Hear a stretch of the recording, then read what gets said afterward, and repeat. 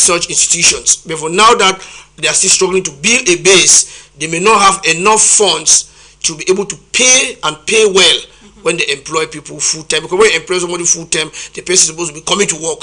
And will you be able to pay the person if the person is coming to work on a daily basis? So that is why probably the knee-jerk part-timers will only come when they have a course or they have a class. They come and teach and leave. Okay, I love the fact that you've already mentioned state university. As professional higher institutions, they are affiliated to state universities. But do you think all of them have fulfilled that particular obligation? Because we know of a few. There was also a list that came out that some of these schools were mentioned as they were not supposed to be existing, clandestine schools, all of that. We still have them in our society and they are still functioning. No, actually, what you need to know is that it's a process which has two stages. First of all, people declare their intention to run an institution. You go ahead while pending final approval by the ministry. That's why at that state, you cannot write the government final examinations like the HND and so on through such institutions. They always register their candidates under those institutions that are authorized, or they are registered as external candidates under institutions that are authorized. So but there is a grace period of operation before they finally come and do all the survey and everything, before you finally be authorized to function. But there's a grace period where if you submit, they give you a go ahead, you start functioning. But it has a limited time where you have to fulfill all the conditions. They come and do the check so that they give you the full authorization. So many of them that don't yet have those status, they cannot claim to register students. Maybe on these professional examinations that are written at the end of the year, they always register their students through other institutions of learning because they don't have the authority to do that. So you see that we may not so much call them clandestine in that sense. If they are still in that grace period, you cannot call them clandestine. It's when they have been found wanting and are not qualified to operate because they have not fulfilled the condition as needed and their grace period is over and they have not met the conditions. At that time now, they will be asked to shut down or not to function. If they continue to function illegal, that's when now they are illegal because they have not been able to meet up with the conditions. There are some institutions in Buea, so many of them. I don't want to mention names. Yes, because it's not necessary.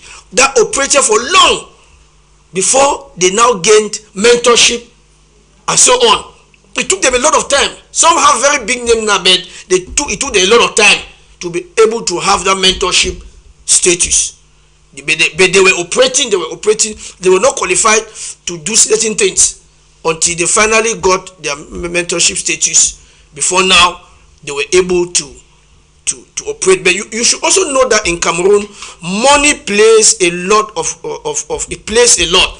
There is a lot of corruption, and when you go and check the strict rules that have been given by higher education, and when you realize that at the end, most of these schools, though authorized, do not fulfill those conditions.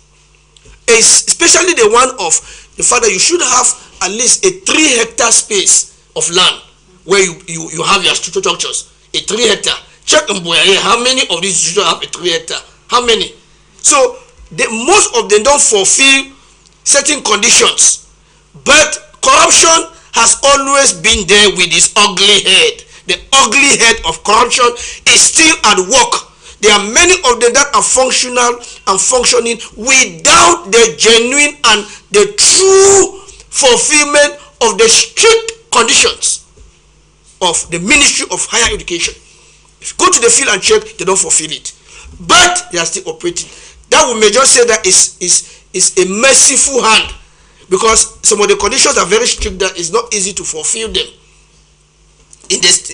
In the way in which we find ourselves, not easy. So they may just be authorized by the hand of largesse.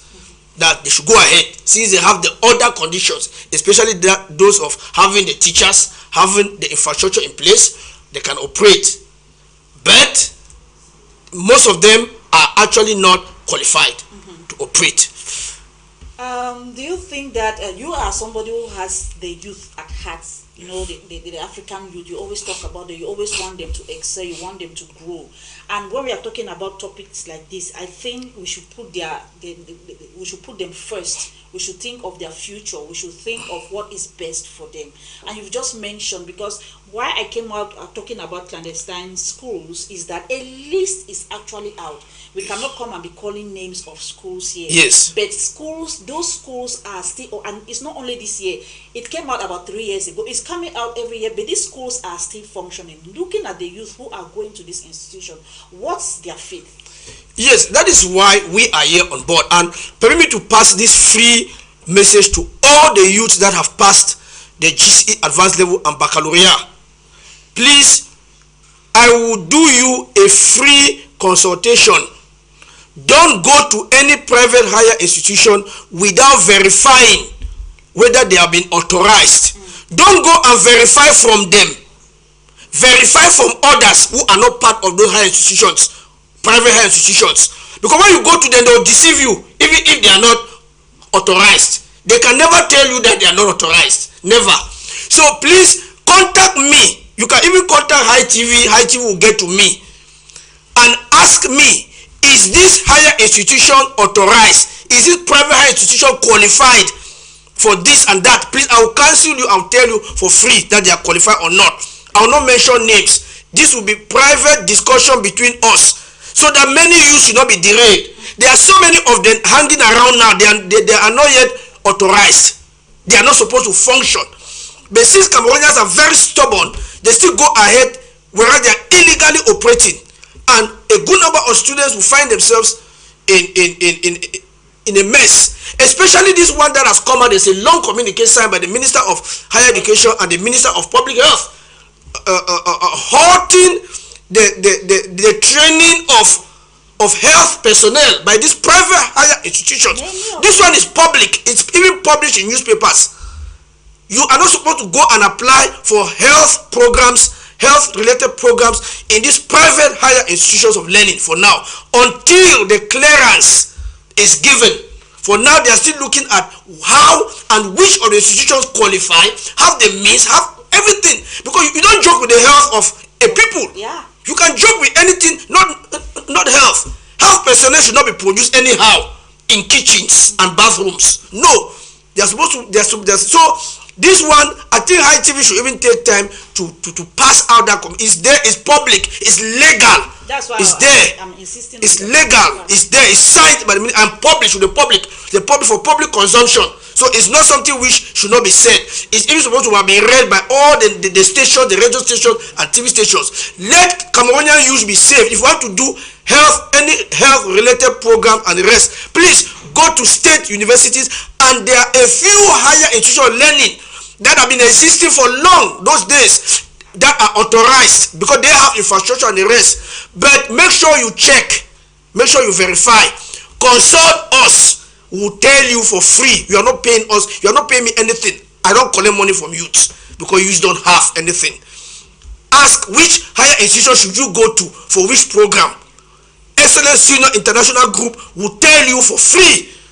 Consult us and ask. Please don't just go and enroll because you see so many billboards everywhere. They are advertising and showing themselves everywhere. Everywhere you see them is good because it's publicity, it's advert. But please, before you go to these institutions, consult some of us, consult others who are there to help you. We will tell you the truth, which one should you go to for which program. And also we can guide you which program should you go and read in which higher institution of learning. Some of them are very